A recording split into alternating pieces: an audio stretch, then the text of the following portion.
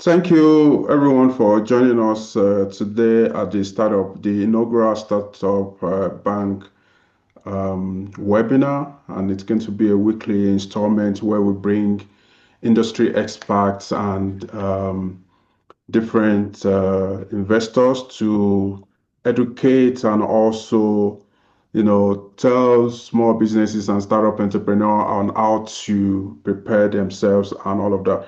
But before I go into all of the things that we are going to be discussing today and the honorable investor and guest that we have with us, is to say my name is Sam Apata and I'm the co-founder of Startup Bank. Don't let the name bank, excite you because we are not a bank. And as a way of disclaimer, Startup Bank is not a financial service provider. Basically, our intention is to bring different stakeholders that are going to be assisting small businesses to help them grow and also scale their business. So think of Startup Bank as startup grind. If you're used to the global entrepreneurship development ecosystem, you should know about startup grind. So think of startup bank as startup grind plus SoftBank. So we kind of balance that integration as it were. So once again, we are a community where we are bringing investors together and also financial services providers to be able to assist and help small businesses and startup to during their early stage, on some of the things that they need to know to be able to prepare for growth and also scale their business. And once again, this is the first and inaugural session in our mission, to create a community. And hopefully, down the line, Startup Bank can then, go into providing needed financial products and services that small businesses would enjoy, either improve on some of the things that are already existing in the markets or, create new and disrupt the market. But that is who we are for now. And once again, thank you so much for joining us. And without any further ado, we have Warren Wheatley joining us. Warren Wheatley is the CEO of Africa Bitcoin Corporation, and which is Africa first listed Bitcoin treasury company. And under Warren's leadership, Africa Bitcoin Corporation is transforming how African investors access Bitcoin by providing a regulated, transparent, and compliant entry points through the capital market of South Africa and Namibia. And I'm sure Warren will tell us, how they intend to capture the market across the continent beyond South Africa and Namibia through their very interesting and highly innovative product or platform, if I may say, because one of the things that interests me, which I'm going to ask Warren when we begin our conversation, is the treasury, keyword aspect of what the Africa Bitcoin Corporation, intends to do or intends to offer. And, Warren brings more than 15 years of experience in investment banking and corporate finance and alternative investments. I'm not going to go through all his bio because of time. Warren will tell us more about himself and his journey. And one of the things also that interests me is that how they managed to go from day one as a 3 year old, if I may say, startup and be listed, on the Cape Town Stock Exchange, listed on the Johannesburg Stock Exchange and also on the A2X. And I was reading through their releases on the website, and I now know also that they are listed on Namibia Stock Exchange. So, Warren, thank you so much for joining us at Startup Bank. It's an honor to be able to host you in this session of the webinar where we're going to be looking at investor due diligence and what private equity and VC check before they invest in startups or small businesses. Once again, Warren, thank you for joining us. Sam, thanks so much for having me. I wish you all the best in this new endeavor. And we're going to help you grow your audience and get it moving. I love what you guys are doing.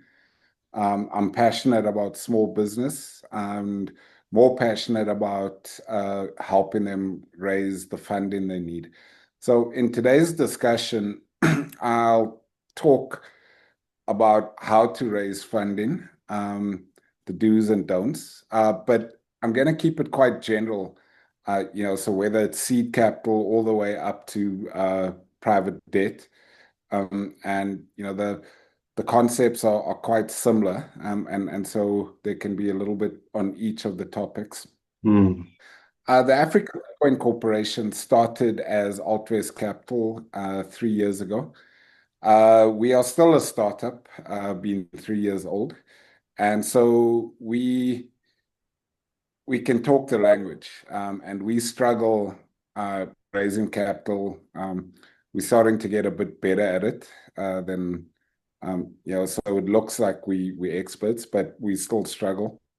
Um, you know, People see the announcements and that kind of thing, but there are now many times I've been kicked in the teeth or told no or just ignored. So I know what it's like to be a startup, and I know the pain you have to go through when you're raising capital, and whether that's bank funding or your first seed investor. I've been there many times, mm, right? So what we've evolved into is the Africa Bitcoin Corporation, and the reason we did that, all the answers are in the name. We want to start servicing Africa because Africa needs the things we do, and so that's the first clue. Secondly, we're going to be using Bitcoin as a treasury asset in the same way a bank uh, uses gold or T-bills or government bonds as a treasury asset. Why Bitcoin? Because Bitcoin now is universal, and universally and widely accepted as collateral, right? So if I'm raising capital in South Africa and I use government bonds as my collateral, mm, that may well work. But if I tried using government bonds, SA government bonds in Egypt or Niger, it may not be adequate collateral. I mm, can tell you categorically, no one will accept Zimbabwe government bonds anywhere on the continent as collateral, but they might accept Bitcoin. mm, Now, Bitcoin has the same characteristics, whether you're in Switzerland or Japan or South Africa and everywhere in between. And so it's the perfect asset to use as collateral for raising capital across the globe. Now, why would I want to raise capital across the globe? It gives us the opportunity to raise cheaper capital. In Switzerland, investors actually paid banks to hold their money, right? So we could raise debt in Switzerland, as an example, at 5, 6%, bring that money back and use it to buy, to lend onto SMEs in Africa. So that's the idea. Raise equity, buy Bitcoin, use the Bitcoin as collateral, raise debt, and give to SMEs across the continent. We're going to focus primarily on private credit, so debt products to SMEs. And in that way, it's a more scalable proposition for me. I can create more jobs, I can help more SMEs than if it was a venture capital or seed capital led initiative. So yeah, that's the business. We can get straight on to the questions. No, thank you for that background, Warren. And before we get into the questions, though, it will be interesting also to know just a little bit, just briefly about your own story and entrepreneurial journey. And the reason why I say that is because I've listened and watched some of your interviews, and beyond you being an investor, I see your passion, for the entrepreneurship ecosystem development, not just in South Africa, but across the continent. And hence, Africa Bitcoin Corporation also, and some of the things that you have highlighted that you guys have as roadmap to be able to achieve across the continent. So again, before we go into the question that speaks to the topic of today, just briefly, Warren, take us through your entrepreneurial, journey and background, if you may, please. All right. So I'm a chartered accountant, and I trained as a chartered accountant at Alexander Forbes mostly. I then worked there as an investment consultant, um, and worked there for a long time, learning about financial markets, investments, servicing large clients. Now, I started getting to a point where I was quite bored. My job, and because I was leading a profit center, a lot of your job meant entertaining clients. And back then, golf was the major thing, and I wasn't good at golf, so I got bored. And I also wanted to continue learning. So I took up a job as a sort of investment banker and started looking after high net worth families. Eventually, after working with those high net worth families for a while, a few of them offered that I start my own financial planning or wealth management business. And they agreed that they would be my first clients. So that was the start of the journey. Eventually, I started off with just earning fees from those clients. I then started asking them to lower the fees, and then to start participating in equity for each of the deals I gave them advice on. And those deals, some of them failed. Others have grown into very awesome businesses. One was the Lebashe Investment Group, which was very successful, is very successful. But again, I got bored, and then decided to start a new business, which I thought was a good idea, but also a point where I could start giving back. So Altwest Capital was born, and it was born with two objectives in mind. The first objective was to get SMEs funding at any stage of their development, and also to create a mechanism that we could crowd fund those opportunities, because I understood that banks aren't doing this. And VC funds and private equity funds can't help everybody. But as communities of people, we could participate sorry, we have the capacity to fund these businesses if only there was a mechanism to do so. And so I built Altwest as a mechanism so that SMEs could rely on crowdfunding for their capital needs in a well-governed, well-regulated way. And we're going to be doing that across Africa now, and not just South Africa. Awesome, awesome. Thanks so much, Warren, for sharing that. And I'm sure with some of the entrepreneurs that are in the audience, they can relate, to your story that you have briefly shared. We know what it means to have expectations and start and fail and succeed at some, fall and rise again and things like that. So once again, to those that have joined us in the audience, thank you so much for joining us. And the conversation has started. So the topic that we're looking at today, more specifically, is investor due diligence. And we're looking at what VCs and private equity uh, really check, when it comes to raising a fund, either as a startup or a small business owner.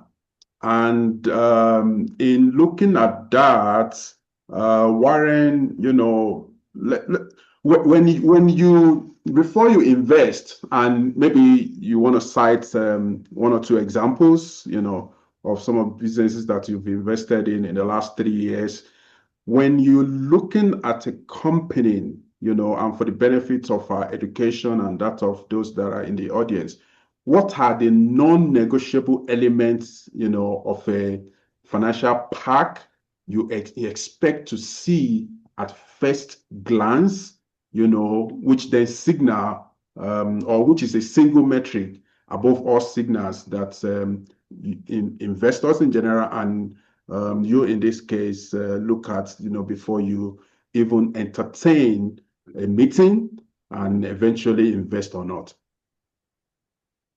All right. I'd say broadly, a very, very important aspect is compliance with local regulations, right? So if the jurisdiction you're in requires you to conclude financial statements in a specific amount of time, then I would I would want to see evidence of that. And that would be compliance across the board, right? With whichever regulatory bodies govern that particular business. That's very important. So if you need a farming license, have one. If you need a fishing license, have one. If you need a financial services license, then have that. If there was a single metric that I would look at, it would be compliance with the local tax authorities. So from a South African perspective, SARS issue a tax compliance certificate for every business. And that tells me, number one, their taxes are up to date. And for your taxes to be up to date, your financials need to be up to date. Your personal tax affairs are also most likely in order. And so a single metric would be tax compliance. If I had to just look at one before writing it off. So yeah, that's and SMEs often are really bad at compliance. They neglect it because it's not fun. The entrepreneurs usually focused on either capital raising or product development or client acquisition, and it often falls behind. But it's a non-starter as an investor, particularly if you invest in other people's money. Compliance is an absolute non-negotiable. Thank you very much, Warren, for that. You are, harped on the fact that compliance is a non-negotiable, and it's one metric that you would look at, excuse me, before you even consider, looking at the financial statement, as it were. And truly also, many of us as startup entrepreneurs and small business owners, we kind of, focus on the next invoice, on the next, revenue, and like you mentioned, product development. And sometimes the issue of compliance do fall behind. So thank you very much for sharing that, to then, be a wake-up call that compliance is very key when, investors want to approach or want to engage. And my next question would be, how should, founders structure and present their cap table and equity document. So when it comes to the financial pack that a startup entrepreneur should present to a potential investor, what's your view and what would you advise in that regard, Warren? So the first thing is, let's start at the beginning.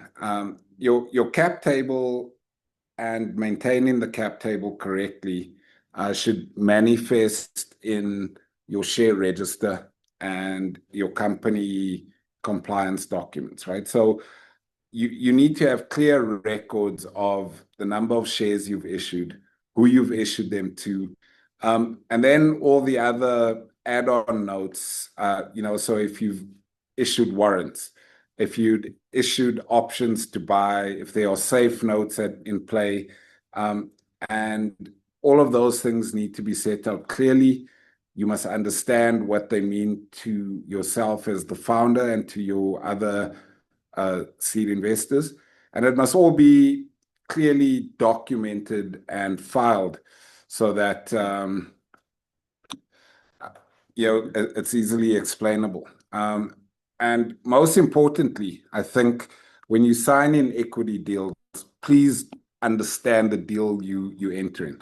Make sure you understand the dilution impact on yourself and your founding shareholders. Make sure you understand the trigger points of that Mm, dilution. And I still haven't found a single VC recipient who can explain properly and concisely what a safe note is. So guys are so anxious to get capital, they're so anxious to get in and to get started that they often don't know or understand the documents they sign in. And the impact that has later on around what the cap table looks like, um, et cetera, et cetera. So it's quite important that that cap table in its current form, but also in its dilutive form, once mm, all the options have come into play, once the warrants have been executed or exercised, what the cap table looks like. And that then ties into what rights you give to new shareholders, to new investors.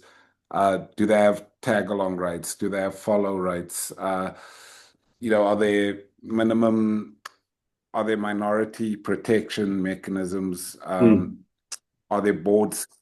Uh, you know, those kind of things. And also understand the different capital structures. So if there are preferred shares in there, what happens if there's no dividends declared, all those kinds of things. And it's really for the entrepreneur to understand what his capital structure means for him, for the business, and for future investors. mm. I don't So think there's a yeah. template or anything I've seen to set it all out, but really just understand and make sure all of the documents talk to each other and can be sequentially followed. Mm, mm. And if I may ask, at this junction, all Vest haven't transitioned to Africa Bitcoin Corporation. Do you still offer capital advisory services? Just quickly, Warren. Yes, we Okay. do. Okay. So on our website, you go on there, you can submit all your docs. We would look at which of our products are best for you. So whether it's seed funding, venture capital, or debt, or private equity, we'll make that call, get you in, Mm, um, have a meeting, understand if our solution would work for you, and then give you advice around that. yeah. So everything's on the website. We've got a few products and a few products that want to stand alone. So Altways Career Opportunities Fund, even though it's a subsidiary of ABC, Yeah. has its own website. That's our debt offering. People can go in there and apply for credit. Right now, it's only available in South Africa, but we're moving from South Africa to on-the-ground operations in each of the other African countries that we're going to list. Why are we going to list? So that we can raise local money, local capital for deployment in those local markets. Thank you. Thank you very much, Warren. And, the reason why that is very important is because there are a lot of, technical terms, that was mentioned when the question of a cap table was posed. And, some of these things, some entrepreneurs and small business owners don't even understand what they are. So with your advisory services, they can then engage you and your team and then begin to understand and be able to structure their documentation towards raising. Sorry, I see a question here from, so in the interest of making the conversation inclusive, let's see what Luvuwani is asking. When do one, as a small business founder, know you are ready for investor? Is that a question you would like to take now, Warren? So, Liv, you know that when you've run out of money and you've begged all your friends and family and they've said no, but you've still got a viable business plan, right? Yes. So once you've run out of your own funding, you know, then it's time to start thinking about is your business a good investment opportunity for other people to participate in? And what you need to think about, is this a business that will benefit that particular person? You mustn't be seeking investors to benefit you. It's then about them. So you have to have conviction in your idea. You need to think that in some time frame, and that time frame will differ between what type of investment it is, that you will be able to reward that person for taking the risk of that undertaking, right? And that's the rationale for getting an investor in. And it's not to keep your business running, or so that you've got a cool job, or that your business can keep its wheels moving. What you need to have in your heart and in your head is that, is this business now ready to take funds responsibly, put those funds to work responsibly, so that one day I can ultimately return that capital with a reward person who gave it to me. Yeah. Right? If that's not your intention, then you should never take on investors. If all you're looking for is petrol to keep the car moving forward, don't take on investors. Your absolute ideal and objective must be to return that money one day with a reward of some sort. Thank you. The investor's return. No, thank you. Thank you very much, Warren, for sharing that. And I hope, Luani, you got that, and every other person in the audience. Before we bring the conversation to a close, I will not but ask you, how is digital transformation, AI, ESG impacting, small business development, and how they are looking at capital disbursement from investor point of view, and everything in between. Warren, please educate us on how these factors are affecting either what investors are looking at or how small businesses should position themselves appropriately. All right. So the first point I would make is that I hope guys are using AI. Even for the littlest things, drafting letters, drafting emails, ensuring that the work is done as professional as you can at the level you're operating. At the same time, please do read whatever AI spits out.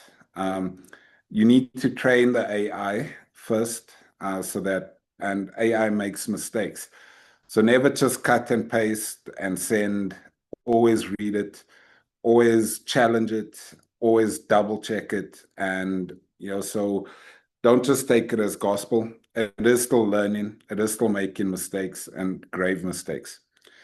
A lot of people also get put off that people are using AI to draft comms, right? So um, while it's saving you time, what I would suggest is that you always edit it yourself, always put your personal flair into it, your own font, your own spirit into that doc, your own essence into what you're preparing. Um, AI is going to make you faster, sharper, and even if it doesn't do those things, if you aren't using it, it's making your competition faster and smarter and quicker, right? From an SME perspective, right? When thinking about ESG, always don't take on obligations that are too much for you. I think always be environmentally conscious, and I think that should just be ingrained in you. Thank you very much, Warren. Sam, thanks so much for having me. I wish you all the best in this new endeavor.